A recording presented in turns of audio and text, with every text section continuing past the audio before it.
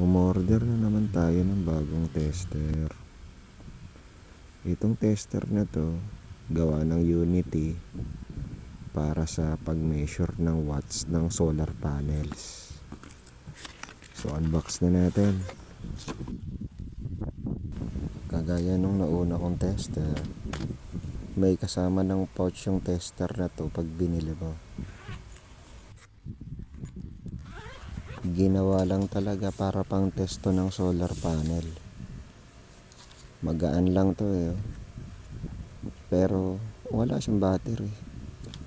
Yung solar panel na mismo ang magpapower sa kanya. So ibig sabihin, kung walang araw, hindi mo siya magagamit, hindi ka makakapag-test. Ito yung pinaka-test probes niya, positive and negative. So i-connect mo muna siya dun sa pinaka-tester. Ayan.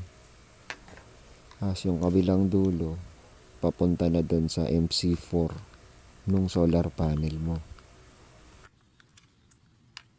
Magkakaroon lang yan ng display once kinonect mo na yan sa solar panel mo. Kung may araw. May kasama din siyang wrench. Makakatulong to kapag magkakabit or magkakalas ka ng mga MC4. A few moments later.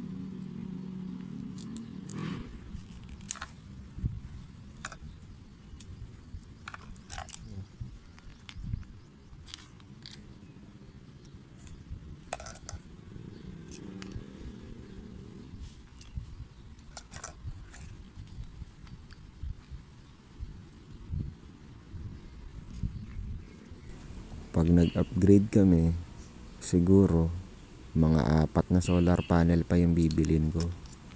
Kaya kailangan matest ko silang lahat.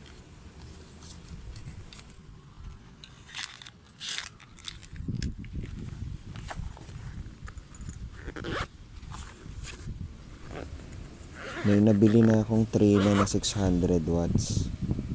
Ito yung solar panel na una kong titesterin. Abangan nyo na lang sa part 2.